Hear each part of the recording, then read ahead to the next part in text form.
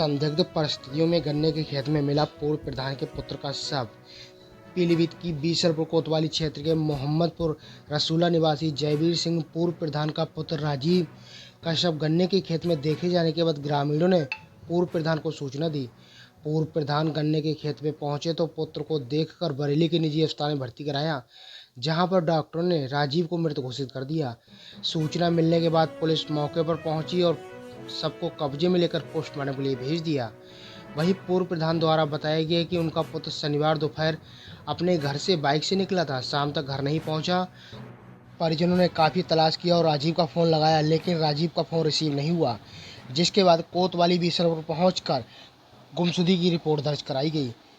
शव मिलने के बाद पूर्व प्रधान मौके पर पहुंचे तो उनके द्वारा बताया गया कि बेटे के नाक और कान पर इंजेक्शन जैसे निशान लग रहे थे।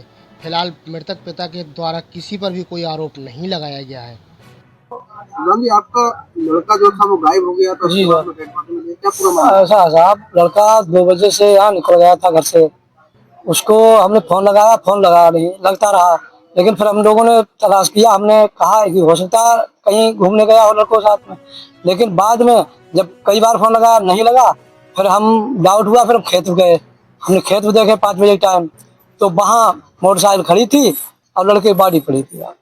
तो बॉडी में कहीं निशान थे? निशान साहब, नाक में एक इंजेक्शन जैसा था, एक कान में पीछे था, एक उंगली में नाखून पैर की, और कहीं कुछ नहीं था। तो फिर क्या करा आपने? मेडिसिटी में ले गए साहब। हमने कहा सर पर काटा हो साहब, वहाँ क्या बताया? तो वहाँ वो उसमें कुछ रहा ही नहीं, तो बोले पोस्टमार्टम कराइए। तो किसी को कोई अब साहब ऐसे में कैसे कह सकते हैं, हमारी किसी लड़ाई है नहीं।